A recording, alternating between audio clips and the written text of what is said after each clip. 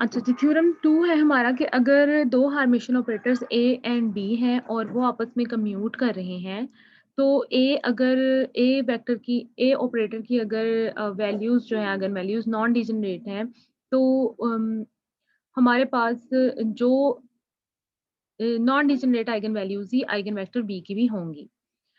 तो अब हम एक ऑर्थोनॉर्मल बेसिस जो हैं फिर उसकी बेस पर हम कंस्ट्रक्ट कर सकते हैं that is made of joint eigen vector of A and B. A और बी के जॉइंट आइगन वेक्टर्स की बेसिस पर हम कॉमन ऑर्थोनॉर्मल बेसिस बना सकते हैं।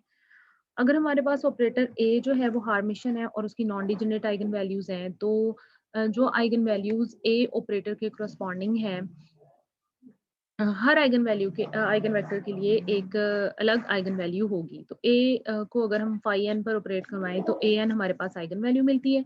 अगर ए और बी कम्यूट करते हैं तो A B is equal to J square bracket is equal to A B minus B A is equal to 0। अब हम B A is equal to A B कर लेते हैं। B A into phi N will be equal to A B phi N. अब A phi N का मतलब है ए N phi N. यहाँ पर ए जो है उसकी आइगन वैल्यू ए एन हमें मिल गई है। तो this will be equal to A N eigenvalue into B phi N, और उसके बाद हम ए वेक्टर के साथ ये बी फाई एन आ गया। तो बी फाई एन जो है this is the eigen vector of the operator A with eigenvalue A N. But since this eigenvector is unique, तो फिर जो कैट है ये it must also be an eigen vector of B. इसको phi B का भी एक eigenvector होना चाहिए। B phi N will be equal to B N phi N. तो यहाँ पर जो आइगन वेक्टर ए है it is also an eigen vector of B, और इसी तरीके से जो आइगन वेक्टर ऑफ बी है it should be the eigen vector of A. तो दोनों ऑपरेटर्स जो हैं इनकी कॉमन बेसिस फाई एन हो सकती हैं। तो ये बेसिस यूनिक है और हम ये कह सकते हैं कि ये ज्वाइंट आइगन वेक्टर से मिलकर बनी हुई है। ए एन अगर एक डिजनरेट आइगन वैल्यू है तो हम कह सकते हैं कि B phi N eigen vector A का है और with eigenvalue A N phi N is not necessarily an eigen vector of B. तो जॉइंट बेसिस इसकी एग्जिस्ट करती हैं अगर ये infinite number of orthonormal basis का सेट हो। थ्योरम 3 अब हम देखते हैं। Eigen value of a unitary operator are complex number of modulus equal to 1। कि अगर आपके पास एक यूनिटरी ऑपरेटर है तो उसकी जो आइगन वैल्यू है वो एक कम्प्लेक्स नंबर का मॉडुलस होती है विच इज इक्वल टू 1। और eigen vector of unitary operator that has non degenerate eigenvalues are mutually orthogonal. मतलब इसमें दो बातें हैं। पहली बात यह है कि आपके पास जो यूनिटरी ऑपरेटर है उसकी जो आइगन वैल्यू है वो एक कम्प्लेक्स नंबर होती है जो मॉडुलस बराबर है 1 के। और इसी तरीके से जो आइगन वेक्टर है यूनिटरी ऑपरेटर का उसकी नॉन डिजनरेट वैल्यूज अगर होंगी तो वो और म्यूचुअली ऑर्थोगोनल होंगे।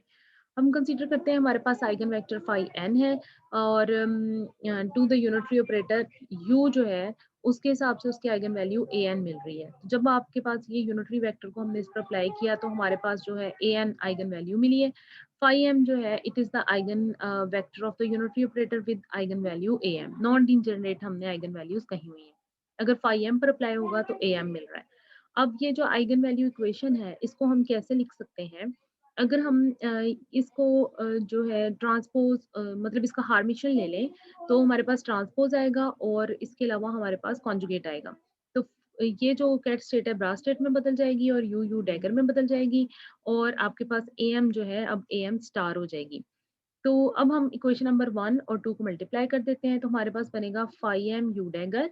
उसके बाद हमारे पास आएगा दिस यू और देन आएगा हमारे पास फाई एन कैट और ये बन जाएगा हमारे पास ए एम स्टार और ए एन और साथ में बनेगा हमारे पास ब्रा स्टेट फाई एम और cat state phi N.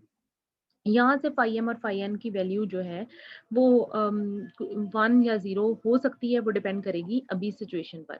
You dagger और यू यूनिटरी ऑपरेटर हमने पहले देख चुके हैं कि इनको जब आपस में मल्टीप्लाई करते हैं इनकी प्रोडक्ट लेते हैं तो वो यूनिटरी 1 के बराबर आती है। आई को के बराबर हम इसको लेते हैं आइडेंटिटी या यूनिटरी ऑपरेटर के, और उसकी वैल्यू होती है 1। तो अब हमारे पास this is phi M I phi N और ये ए एम स्टार और ए एन की फॉर्म में आ गया है। हम सारी क्वेश्चन को एक तरफ ले जाते हैं तो हमारे पास A M star A N -1 phi N आ जाती है विच इज इक्वल टू 0।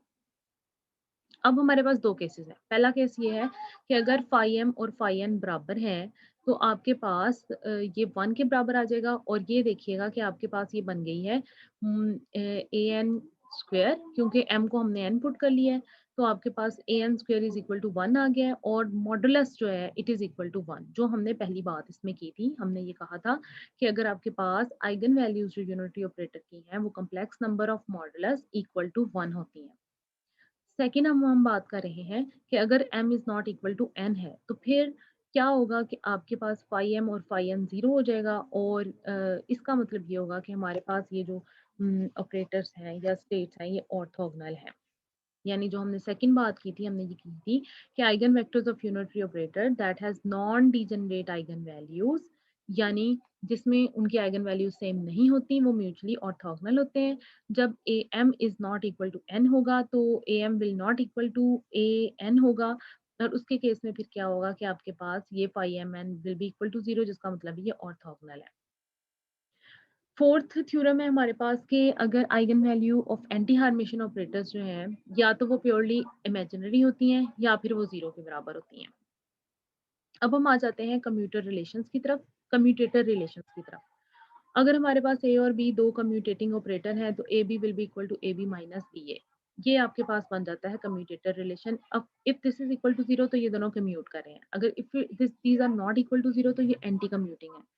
और फिर देखें कि अगर बी ए है हमारे पास तो this is equal to B A minus A B, और अगर हम इसको माइनस से मल्टीप्लाई कर दें तो A B minus B A into minus आ जाएगा, तो A B is equal to minus B A. तो आपके पास ये दोनों जो है आपस में एंटी हार्मेशन है।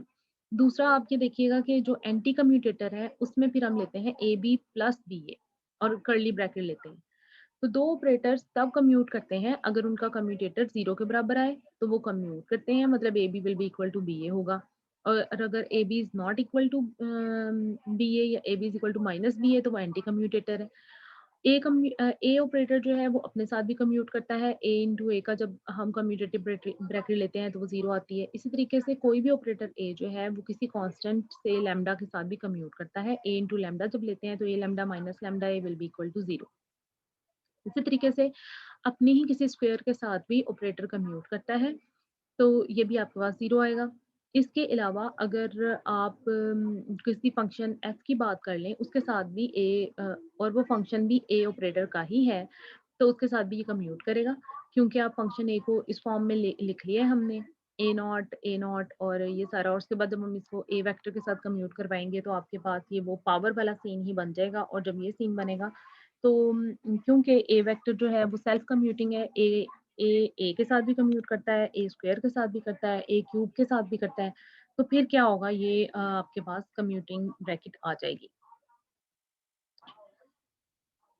ये हमारा टोटल आज का लेक्चर था। ये जो थ्योरम नंबर 4 है जो हमने ये बात की है कि the eigen values of anti hermitian operator जो हैं दीज आर इधर प्योरली इमेजिनरी और इक्वल टू जीरो, ये आपने खुद से इसका एक प्रूव करना है। और बाकी जो है एक असाइनमेंट मैं आप लोगों को सेंड कर रही हूँ, ये असाइनमेंट आपने करनी है मंडे तक। मंडे तक ये असाइनमेंट आप लोगों ने सबमिट करनी है।